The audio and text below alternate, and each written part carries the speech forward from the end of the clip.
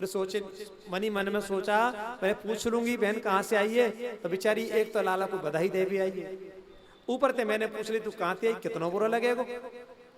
हाँ बहन अभी देख वो फुर्सत ना है बात करवे की, वो लाला बीचों बीच आंगन में सोया हुआ है, वहां तो उससे मिल ले। ये तो लाला से मिलने जा रही है, और इधर बाबा नंद ब्रजवासियों से बोले, भैया ब्रजवासियों एक काम करो। क्या? बोले भाई तुम आराम से नंद महोत्सव मनाओ, लाला का उत्सव मनाओ, हम जाते हैं मथुरा में जाके कंस को बधाई देके आते हैं। मथुरा में कंस को जयशु कर देके आते हैं, टैक्स। किस बात का? कि बाबा के पास 9 लाख गाय हैं तो इसने टैक्स लगा दिया कि पर मंथ आपको इतना देना पड़ेगा। हर महीने उनको दूध दही माखन कंस के यहाँ पहुंचाना पड़ता था। लेकिन अब की बार बाबा बालक की खुशी में भूल गए कि हमें टैक्स भी देना, कर भी देना है। अचानक याद आया तो समस्त ब्रजवासियों से बोले भैया तुम आराम से यहाँ लाला का जन्म महोत्सव मनाओ, हम वहां कर दे करके आते हैं। अब ये तो कर रहे थे नंद के आनंद भयो जय कन्हैया लाल की, इतने में पूतना ने जाके कन्हैया को दूध पिलाना चाहा, और जो मौसी जी को आते कन्हैया ने देखा तो तुरंत उसी समय सनिमीलिते क्षण, उसी क्षण भगवान ने अपने नेत्रों को बंद कर लिया। प्रभु ने अपने दोनों नेत्र बंद कर लिए। अब यहाँ कई भाव हैं नेत्र बंद करने के भगवान के। संत तो कहते हैं पहला भाव तो ये था कि भाई भगवान ने का जो अवतार हुआ है किस लिए हुआ है? बोले विनाशाय च दुष्कृताम, विनाशाय च दुष्कृताम, दुष्टों को उद्धार हेतु, दुष्टों को मारने हेतु भगवान का अवतार हुआ है। तो कोई भी काम हम करते हैं तो पहले क्या करते हैं? भगवान गणपति का स्मरण करते हैं कि नहीं? प्रथम पूजा भगवान गणेश की करते हैं कि नहीं? तो पहली पूजा भगवान गणपति की कर रहे हैं, तो इन्होंने क्या सोचा भगवान ने, क्यों नहीं पहले गणपति को मना लिया जाए। तो नेत्र बंद करके भगवान गणपति का स्मरण किया। दूसरा भाव यह है कि भगवान ने देखा, बोली इस पूतना ने अब तक कितने बालकों को मार दिया है, मैं उनको सदगति प्रदान करूं, मैं उन्हें सदगति प्रदान कर दूं। इसीलिए उन बालकों को ध्यान कर रहे हैं जितनों को ये मार के आई है। तीसरा बोले ये मेरे पास आई है और मुझे मारने, लेकिन मैं उसे मारूंगा तो पहले देख लूं बैकुंठ में सीट कोई खाली है कि नहीं, जहां इसको देना है। क्यों? भगवान के हाथ से मरेगा तो नरक में तो जाएगा नहीं, जाना तो बैकुंठ में है इसे, तो पहले देख लिया जाए कि वहां जगह भी है या नहीं।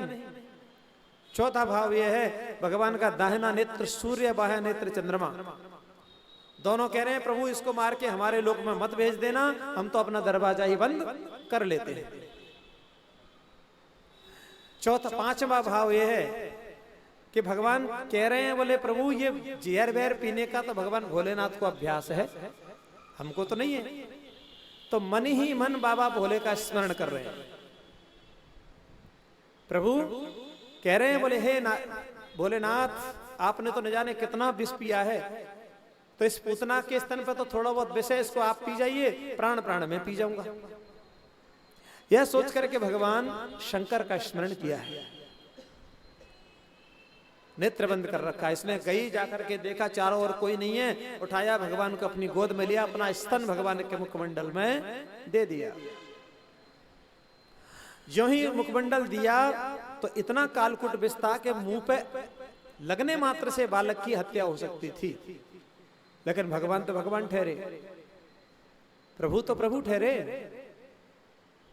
जो मीराबाई के कटोरे में जहर की जगह अमृत प्रदान कर दे, तो जो स्वयं जा रहा है तो वहां जहर रह सकता है क्या? मीरा को जब जहर प्रदान किया ननद ने, ऊधा ने, जो ऊधा ननद है मीराबाई की, वो गई है और जाकर किसने जहर दिया है, और किसमें दिया है? कटोरे में दूध, दूध में जहर, जहर में तुलसी दल। और बोले क्या बोलती है? देखो भाभी मैं तुम्हारे लिए भगवान का प्रसाद लेके आई, और भगवान का प्रसाद है। दौड़ करके मीराबाई ने उसको पान कर लिया, और जैसे ही पान किया तो मीराबाई कटोरे के अंदर क्या देखती है कि कटोरे के किनारे पर जो है मोहन मुरली बजा रहा है, कटोरे के अंदर किनारे पर खड़ा होकर के।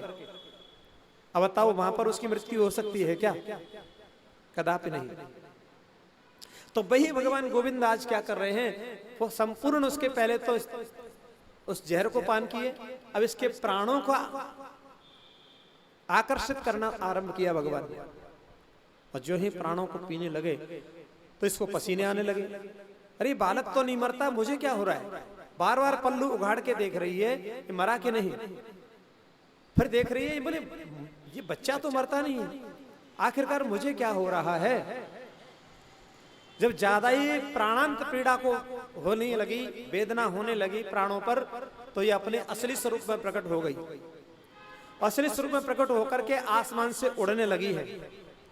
जो ही उड़ने लगी है और उड़ते उड़ते बोलती है कि सामुंच मुंचालमिति प्रभासिणी निस्फिड्यमानाखिल जीवमर्मणि विवत्र नेत्रे चरणो भुजो मुहुः प्रस्विन्न गात्रा क्षिपति रुरोदः। नहीं बजाओ, लेकिन उसको साथ साथ नहीं, आगे पीछे करो उसको, एक साथ नहीं, और उसकी थोड़ी आवाज डाउन हल्की सी। सामुंच मुंचालमिति प्रभासिणी निस्फिड्यमाना खिल जीवमर्मणि। यह जब खड़ी हुई है तो क्या बोल रही है? ए बालक मुझे छोड़ छोड़, मुंच मुंच मतलब छोड़। तो कन्हैया क्या बोलते हैं, मौसी जी हम या तो किसी को पकड़ते नहीं और पकड़ लिया तो छोड़ते नहीं। और देखी भगवान, हरे राम राम, छोटा सा बालक बोलता है। भगवान ने भी कस को एक तरह से उसको पकड़ रखा है, उसके वस्त्रों को इधर से मुंह में दे रखा है, स्तन और आसमान में उड़ रही है। पूर्ण शक्ति से चिल्लाई और चिल्लाती हुई धड़ाम से जाकर के पृथ्वी पर उल्टी जाकर के गिरी है। और खुद तो गिर गई और छाती पे जाकर के ठाकुर जी भी गिर पड़े और मरी मराई पूतना का स्तनपान कर रहे हैं। पता चला भैया यशोदा ने, लाला कहाँ गयो? अरे कहाँ गयो? आंधी आई ना, तूफान आया, इतनी आवाज किस बात की आ रही है भाई? समस्त पूरे ब्रजवासी मैया यशोदा भागी भागी भागी भागी पीछे पीछे गई है। जाके देखा तो पहाड़ जैसा शरीर पूतना का, उस शरीर के ऊपर भगवान विराजमान हैं और पान कर रहे हैं, स्तनपान कर रहे हैं प्रभु। जाकर के ब्रजवासियों ने सिद्धि निशानी लगा करके भगवान को नीचे उतारा। अब यहां से होता है वात्सल्य भगवान के लिए, माताओं का वात्सल्य भाव यहां से प्रारंभ होता है। जो भगवान को नीचे उतारा